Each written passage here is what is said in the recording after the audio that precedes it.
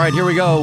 Let's dive in. 512-834-1027. And just 7 weeks ago, the Longhorns were established as the preseason #1 team in college football to start the 2025 season. Both the AP and the coaches poll, the first time that's ever happened for the Longhorn program. Expectations obviously sky high. Arch Manning taking over at quarterback, Jack. Plenty of weapons to work with.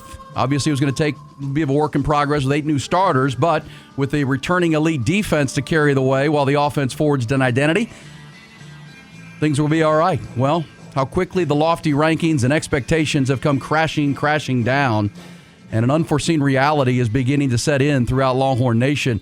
Yes, Texas was ranked #1 in the preseason, but the actual season, where they actually play football games, has revealed that the 2025 Texas Longhorns are just not a very good football team. And this Monday, after an 8-point loss at Florida and heading into the Red River Showdown game, the 3-2 Longhorns are no longer ranked among the top 25 teams in the country, as we've mentioned, and now face a trip to Dallas to take on the undefeated and 6th-ranked Oklahoma Sooners with their season at a crossroads. And, we'll dive into that conversation throughout the morning, throughout the week, ahead of the game at 2:30 on Saturday at the Cotton Bowl. But let's start, Jack, with what happened Saturday in Gainesville, because the 29-21 loss to the Gators came down to pretty much one thing. I mean, you can get into the micro of all of it, but the Longhorns got dominated in the lines of scrimmage, and it wasn't close. It wasn't by a little. It was a landslide. I mean, complete domination from the jump from a desperate Florida team that had lost 3 straight games and knew their season was on the line. Lost there, and Billy Napier might have been fired. A loss there, and they have no hope for much of anything. But a win there, and they're a one-loss SEC team, much like the Longhorns are now. And Billy Napier's bunch, credit to them, punched Texas in the mouth from their opening 13-play, 84-yard touchdown drive. They never let up. The inept Florida offense that couldn't do much of anything in losses to South Florida, Miami, and LSU, absolutely bullied Texas, who seemingly wanted no part of the fight and the fist fight, especially in the first half of the game. Florida controlled the line of scrimmage, rushed for 160 yards. 113 of those came from their talented running back, Jaden Baugh, who ran for more yards in the first half, Jack, than he had in either of Florida's 2 previous games. He had more yards by halftime on the ground against Texas's vaunted defense than he had gained against the 2 previous opponents in the entirety of the game. And of course, that run game and the gashing run game set up play action and easy throws for sophomore quarterback DJ Lagway, who, despite a calf injury, dissected the Longhorns' soft coverage in their secondary, which is also going to be questioned.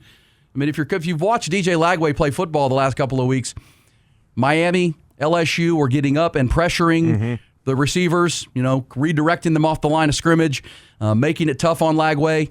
And yes, Manny Muhammad, the All-American corner, did not play.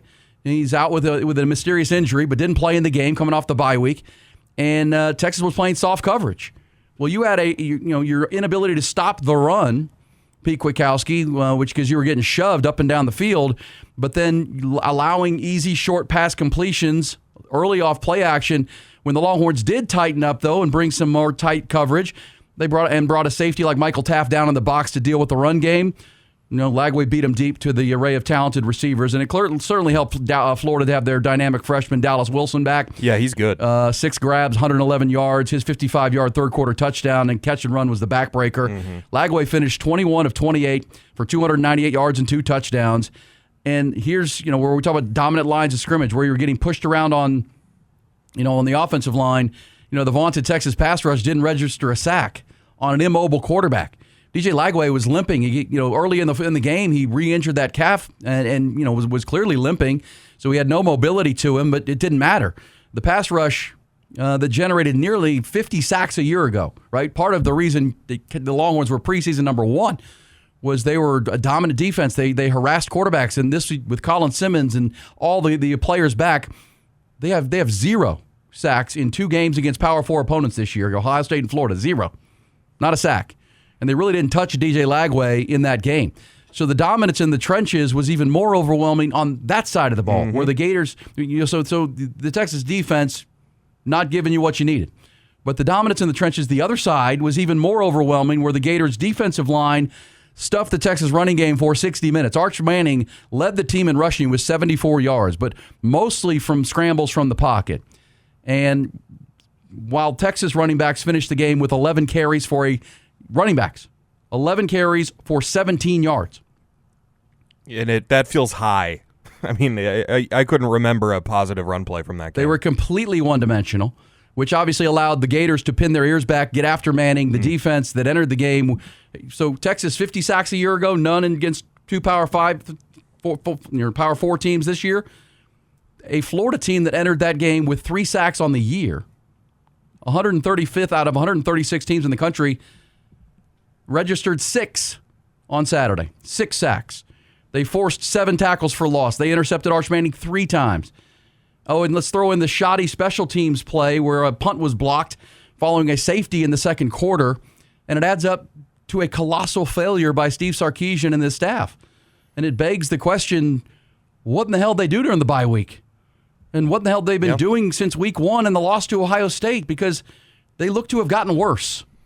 And all the issues we saw in the easy wins over bad teams for a month were all there. They haven't been, UTEP's not good enough to, take advantage of that. San Jose State, certainly not Sam Houston State. No. But you saw them. There were issues. But what in the hell have they been doing? I mean, they look completely unprepared for an SEC trench battle. And now, as we said, to start this conversation in our opening tip, the season and the team is at an early crossroads. I mean, they enter the Red River week with a trip to Dallas, sitting at 3-2, 3 mostly unimpressive wins over a bad group of, 3-2, Jack. And this is why they're unranked, and I couldn't justify a vote. The 3 wins are unimpressive wins. No, yeah, I mean, they've looked good in one game, and it's against a bottom 5 team in the country. Well, I think Sam Houston State's the worst team in all of college football. Yeah. I really do. And the other 2 wins, I mean, the San Jose State or the UTEP game, they played good for about 7 minutes of the game. Mm-hmm. And then, so that's where you are. And then you have a pair of ugly road losses to Ohio State and Florida. And obviously the questions there are more questions than answers on the 40 acres. And without something changing dramatically, it's a fair question to ask. How many games can they actually win? 6 in the SEC. Oh, 3? Or the rest of the way. Yeah. Because what we saw, you think they can win 6 games from here? No. I'm saying they might make a bowl game. Because what we saw Saturday is not going to win games in this conference. It's quite honestly, and it's unacceptable from a program that's in year 5 with its entirely highly paid coaching staff back, right? I mean, they've made some changes at the positions, but the coordinators, Sark, I mean, they're all there. They've stockpiled top recruiting classes, portal transfers because of the unmatched financial resources they have. Yet after an entire offseason and now 5 weeks into the season, they do not remotely look ready to play winning football in the Southeastern Conference. Here was Steve Sarkisian's message after the game and the loss. Pretty blunt, but what are you going to say? Where you find out about the culture that you have, and that it's what we just talked about as a team. We got to get tighter than we've ever been, and we're going to have to quiet the noise because there'll be plenty of noise coming out of this game, and we need to get back to work, and we need to play our brand, our style of football that we're capable of playing, and we didn't do it tonight against that's a good team. We knew it was going to be a good team coming in. We knew it would be a tough environment. We knew we needed to play well, and we didn't play good enough. And so, but we'll hunker down. We've done it before. We know how to do it. But it's going to take everybody staying really well connected, and we've got to be really tight. We got to march forward, and we've done it before. We'll do it again. All right. So there is Sark. He's going to focus on that game, okay, and that's what coaches do. Again, he's looking at the 60 minutes they just played. He did see some fight from his team late to get it back. They had the ball with a one-score game. Meaning a touchdown and a 2-point conversion. You could have tied the game at 29 and give yourself a chance. So you do give them some credit for that, for the fight back. But, you could have said the same thing about the Ohio State game, Jack. They had the ball, down 7, and a chance to maybe go tie the ball game. But the game in its entirety was not good and not okay. And the issues, I will say this, in 7 weeks or 5 weeks, whatever they've done during the 5 games in the bye week, Arch Manning played better. He didn't play perfect, but he played better. That's true. He played more confidently. Mm-hmm. He made some good throws. But unlike against Ohio State, where they could run the ball a little bit, they had no run game. They looked completely lost on offense and without an identity outside of Arch because, Arch Manning threw 3 interceptions. He missed some throws, but he was their only offense. He was the only guy that was able to generate anything. He was doing some hero ball stuff. Which is never good. It's just it's hard to take it and say that's just one game. And it's why I would say I don't have any problem with any AP top 25 voter who didn't put Texas in their ballot. I mean, I got to see something. I just haven't seen it yet. And so it begs the obvious question, is it there? I mean, you can say, and this is why I say they're at a crossroads moment as they head to Dallas this week, because if this is not the most physical, the most inspired Texas football team we've seen this year in a while, something's really, really wrong, because the 121st meeting between the Longhorns and the Sooners, it's a line in the sand moment for this team and this coaching staff, and because either they're going to show up and play for their season, kind of like we saw Florida do this past week, and play smart, play physical, play inspired football, and get their season on track, but what do you base that on? What you've seen in 2025. It's very difficult to just imagine that.